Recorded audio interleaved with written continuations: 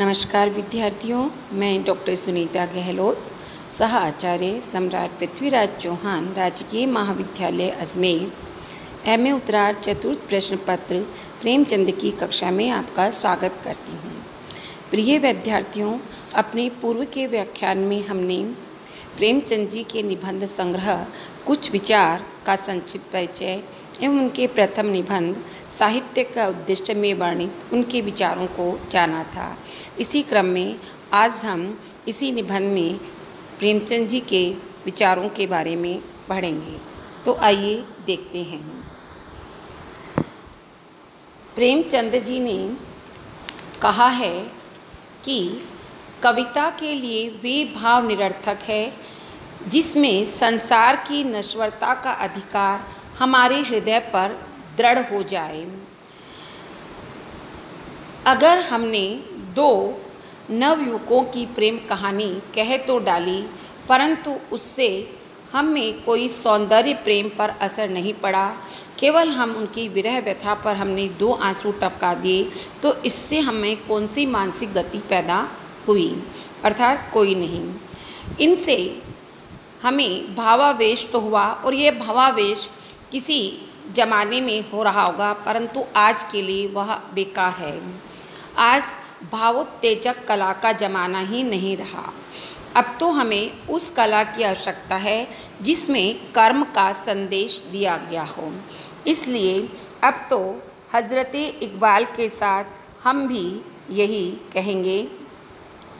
ये चार पंक्तियाँ हैं जिनका भावार्थ इस प्रकार है कि अगर तुझे जीवन के रहस्य की खोज है तो वह तुझे संघर्ष के सिवा और कहीं नहीं मिलेगा। सागर में जाकर विश्राम करना नदी के लिए लज्जा की बात है। आनंद पाने के लिए मैं घोंसले में कभी बैठता नहीं, कभी फूलों की टहनियों पर तो कभी नदी तट पर होता हूँ। इसके अतिरिक्त प्रेमचंद जी ने बतलाया है कि हमारे रास्ते में अहमवाद अथवा अपनी व्यक्तिगत दृष्टिकोण को प्रधानता देना हमें जड़ता, पतन और लापरवाही की ओर ले जाता है, और ऐसी कला न तो व्यक्ति रूप में ही उपयोगी है और न ही समुदाय रूप में ही। आगे प्रेमचंद जी लिखते हैं कि कला का उद्देश्य सौंदर्य वृत्ति की पुष्टि करना है, और वह हमारे आध्यात्मिक आनंद की पूंजी है। आनंद स्वतः एक उपयोगिता युक्त वस्तु है, अथवा उपयोगिता की दृष्टि से एक वस्तु से हमें सुख भी होता है और दुख भी। उदाहरण के लिए कि आसमान में छाई हुई लालिमा बड़ा ही सुंदर दृश्य है, परंतु आषाढ़ में अगर आकाश पर वैसी लालिमा छा जाए तो उससे हमें प्रसन्नता नहीं मिल सकती। उस समय तो हम आसमान पर काली काली घटाएं देखकर ही आनंदित होगी। इसी प्रकार से फूलों को देखकर हमें आनंद होता है, क्योंकि उनसे फलों की आशा होती है और वे हमारे जीवन को फलों की आशा होती है, और प्रकृति के साथ हम सुर मिलाकर रखते हैं, तभी हमें आध्यात्मिक सुख की प्राप्ति होती है। प्रकृति का विधान है वृद्धि और विकास, और जिन भावों, अनुभूतियों और विचारों से हमें आनंद मिलता है वो इसी वृद्धि और विकास के सहायक हैं। अतः प्रेमचंद जी का मानना है कि कलाकार अपनी कला से सौंदर्य की सृष्टि करके परिस्थिति को विकास के लिए उपयोगी बनाता है। आगे सौंदर्य के बारे में लिखते हैं कि सौंदर्य भी और पदार्थों की तरह स्वरूपस्थ और निरपेक्ष नहीं है, उसकी स्थिति भी सापेक्ष है। जैसे कि एक धनवान व्यक्ति के लिए जो वस्तु सुख का साधन है, वही दूसरे व्यक्ति के लिए दुख का कारण बन सकती है। जैसे कि एक धनी आदमी अपने सुगंधित उद्यान में बैठकर चिड़ियों का कलरव गान सुनता है और उसे स्वर्गिक सुख की प्राप्ति होती है। वहीं दूसरा व्यक्ति इस मनुष्य वैभव को तुच्छ समझता है, इसीलिए इस सामग्री को वो घृणित वस्तु समझता है और उससे उसे सुख की प्राप्ति नहीं होती। तो इस प्रकार से सौंदर्य जो है वो स्थिति सापेक्ष भी होता है। इसके अतिरिक्त उन्होंने आगे कहा है कि धर्म और नीति का दामन पकड़कर समानता के ऊंचे लक्ष्य पर पहुंचना चाहिए, तो हमें विफलता ही मिलेगी। अगर हम पहुंचना चाहें तो भी हमें विफलता ही मिलेगी। इसलिए हमें क्या करना है कि जिस आदर्श को हमने सभ्यता के आरंभ में पाला था, जिसके लिए मनुष्य ने न जाने कितनी कुर्बानियाँ दी है, उसे ही अपने ध्यान में रखना है और एक ऐसे नए संगठन को बनाना है जहाँ समानता केवल नैतिक बंधनों पर आश्रित नहीं रहे, बल्कि एक ठोस आधार प्राप्त कर ले।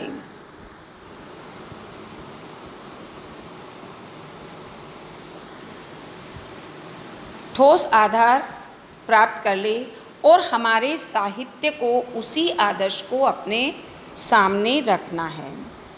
आगे प्रेमचंद जी ने सुंदरता की कसौटी के बारे में चर्चा कहा है और ये कहा है कि अभी तक तो यह सुंदरता की कसौटी अमीरी और विलासिता के ढंग की ही थी, यानी हमारे जो कलाकार थे वो धनवान व्यक्तियों का पल्ला पकड़े रहना चाहते थे, उन्हीं की कदरदानी पर उनका अस्तित्व अवलंबित था, उन्हीं के सुख दुख आशा निराशा आदि ही कला का उद्देश्य था। सदैव उनकी निगाहें अंतःपुर और बंगलों की उठती थी, झोंपड़ी और खंडहर की तरफ उन्होंने कभी ध्यान नहीं दिया, क्योंकि वह उन्हें मनुष्य ही नहीं मानता था और कभी अगर चर्चा करता भी था तो गरीबों का मजाक बनाने के लिए। ऐसे में ये ध्यान रखना चाहिए कि वे भी मनुष्य है, उसमें भी हृदय है, उसमें भी आकांक्षाएं हैं, परंतु यह सब हमारी कला की कल्पना की बाहर की बात थी उस समय। परंतु तब कला का नाम था और अब भी है, और संकुचित रूप पूजा शब्द योजना और भाव निबंध का। आज कला के लिए कोई आदर्श नहीं है, जीवन का कोई ऊंचा उद्देश्य नहीं है। भक्ति वैराग्य अध्यात्म और दुनिया से किनारा कशी कर लेना ही हमारी सबसे ऊंची कल्पनाएं हैं। हमारे कलाकार के विचार से जीवन का चरम लक्ष्य भी यही है। उसकी कलाकार की दृष्टि अभी इतनी व्यापक नहीं है कि जीवन संग्राम में सौंदर्य का परमोत्कर्ष सुनता रहे।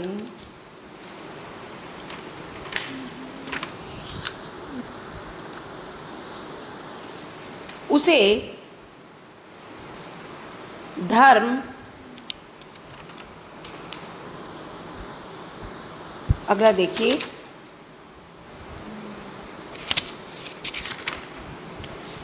आगे उन्होंने लिखा है कि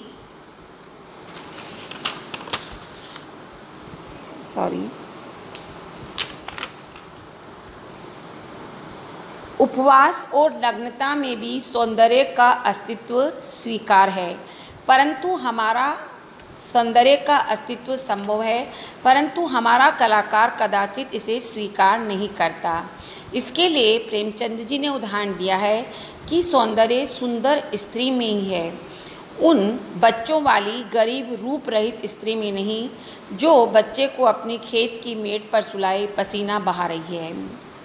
तो कलाकार ने निश्चय कर लिया है कि रंगे होठों कपोलों और भौहों में ही सुंदरता का वास है। तब उस गरीब स्त्री के उलझे हुए बालों और पपड़ी पड़े हुए होठों और कुमलाहे गालों में उसे सौंदर्य दिखाई नहीं देता, परंतु यह हमारे संकीर्ण दृष्टि का दोष है।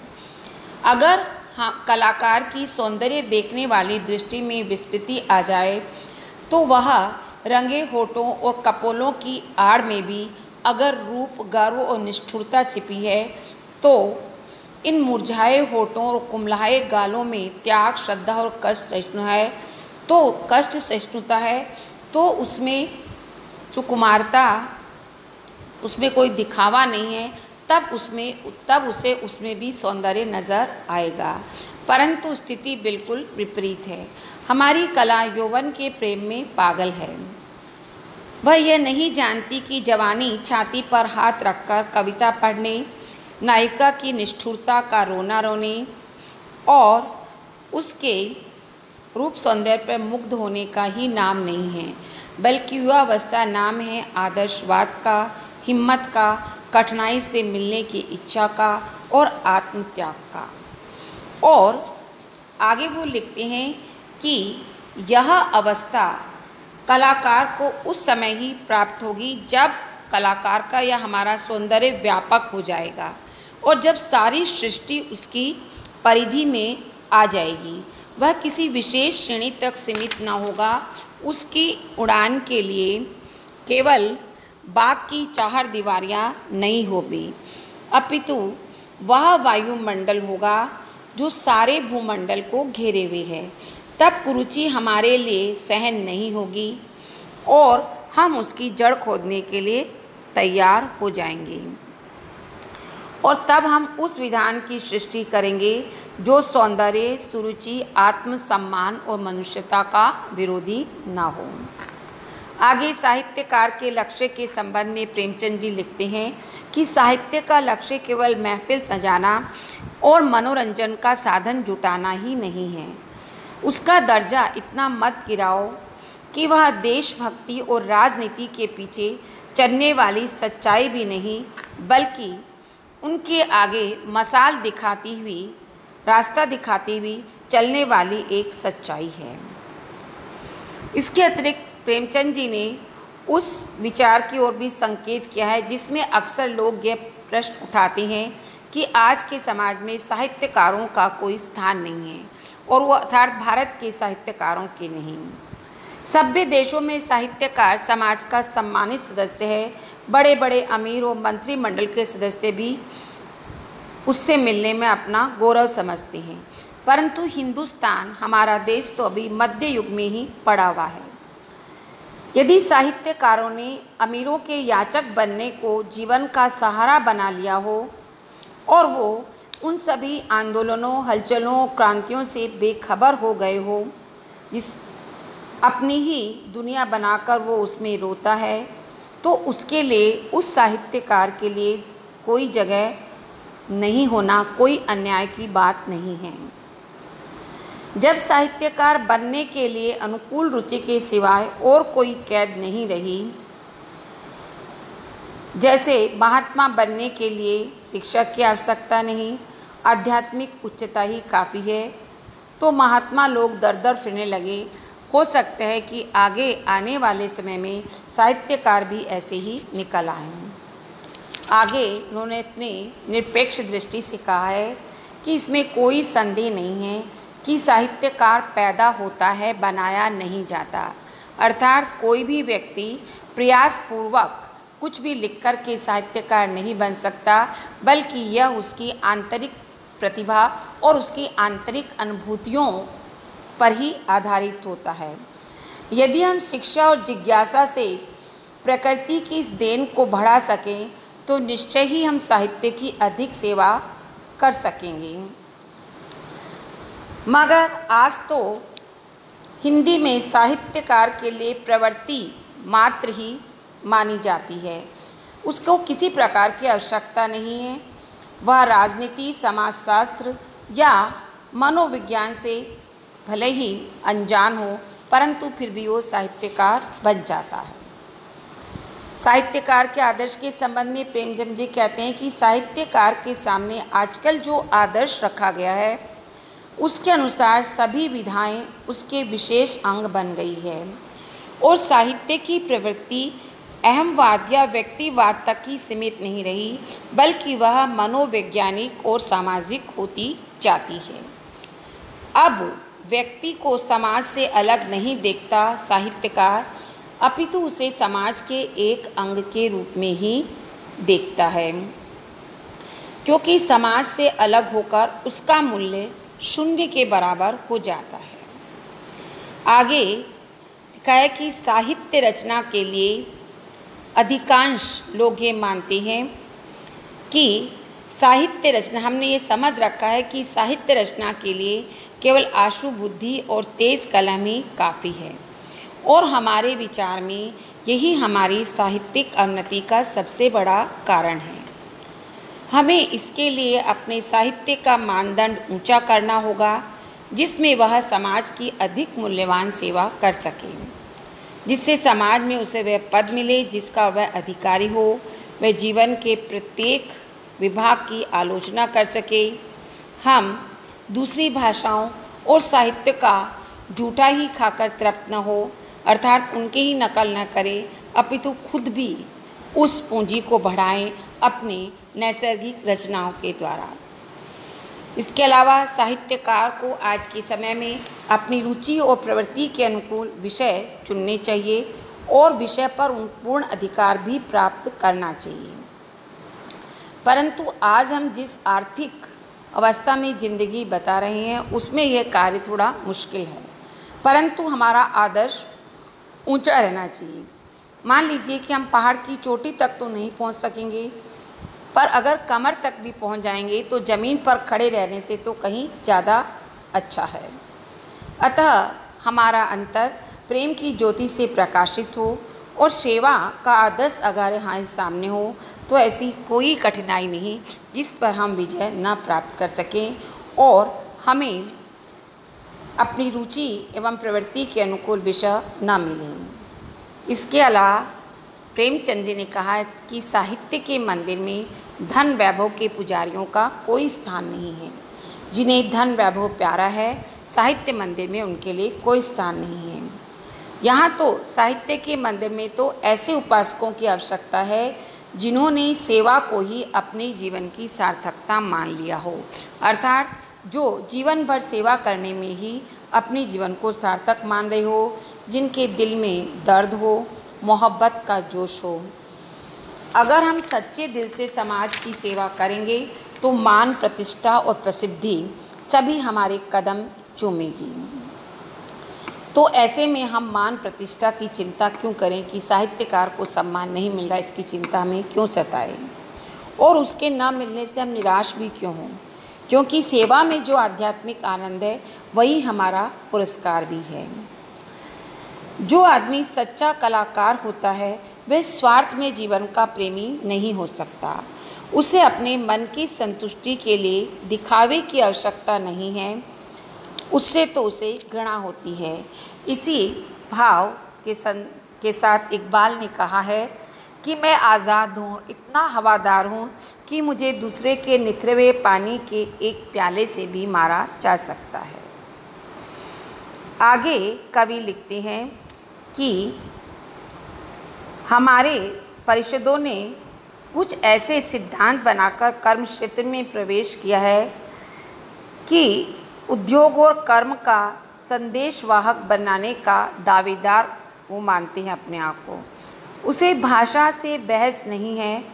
आदर्श व्यापक होने से भाषा अपने आप सरल हो जाती है।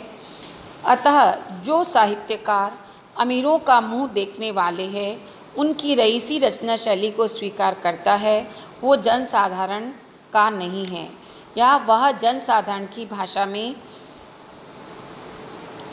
वही रईस स्वीकार करता है, वह जनसाधारण का नहीं है। इसके विपरीत जो जनसाधारण का है वही जनसाधारण की भाषा में लिख सकता है। हमारा उद्देश्य ऐसा वायुमंडल उत्पन्न करना है जिससे हम जैसा चाहें वैसा ही साहित्य उत्पन्न हो सके और पनप सके।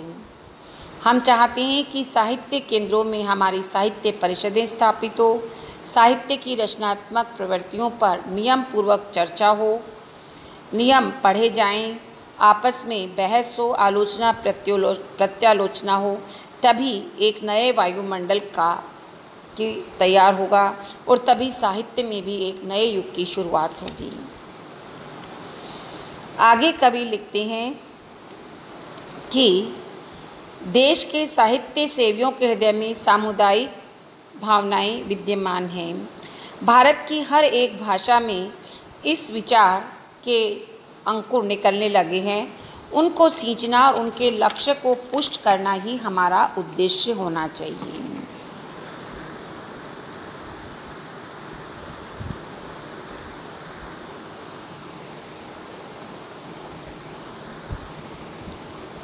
कवि लिखते हैं कि आज साहित्यकारों में कर्म शक्ति का अभाव है और यह एक कड़वी सच्चाई है। इससे हम अपनी आंखें तो बंद नहीं कर सकते हैं, क्योंकि अभी तक जो साहित्य का आदर्श हमारे समक्ष था उसमें कर्म करने की कोई आवश्यकता ही नहीं थी। कर्म का अभाव ही उसका गुण माना जाता था, क्योंकि अक्सर कर्म जब हम करते हैं तो अपने साथ पक्षपात और संकीर्णता को भी लाते हैं। जैसे कि अगर कोई धार्मिक होकर अपनी धार्मिकता पर गर्व करे और उससे कहे कि धार्मिक ना होने से तो अच्छा है कि खाओ पियो की और मौज करो, परंतु कवि का कहना है कि ऐसा व्यक्ति भी ईश्वर का दया का अधिकारी हो सकता है, परंतु जो धार्मिकता का अभिमान रखने वाले हैं वो ईश्वर की दया के अधिकारी भी नहीं हो सकते। आगे निष्कर्ष रूप में प्रेमचंद जी ने लिखा है कि जो भी हो, साहित्य का काम केवल मन बहलावे या मनोरंजन के साधन जुटाना नहीं है, केवल लोरियां गा गा कर सुलाना नहीं है, केवल आंसू बहाकर जी हल्का करना नहीं है। यह केवल तब था जब इसके लिए कर्म की आवश्यकता नहीं थी। मगर हम साहित्य को केवल मनोरंजन और विलासिता की वस्तु नहीं समझते। हमारी कसौटी पर वही साहित्य खरा उतरेगा जिसमें उच्च चिंतन हो, स्वाधीनता का भाव हो, सौंदर्य का सार हो, सृजन की आत्मा हो और जीवन की सच्चाइयों का प्रकाश हो, और जो हमें गति और बेचैनी पैदा करे, हमें सुलाए नहीं, क्योंकि अब और ज़्यादा सोना हमारे लिए मृत्यु का लक्षण है। धन्यवाद। अपने अगले व्याख्यान में हम उनके दूसरे निबंध पर चर्चा करेंगे।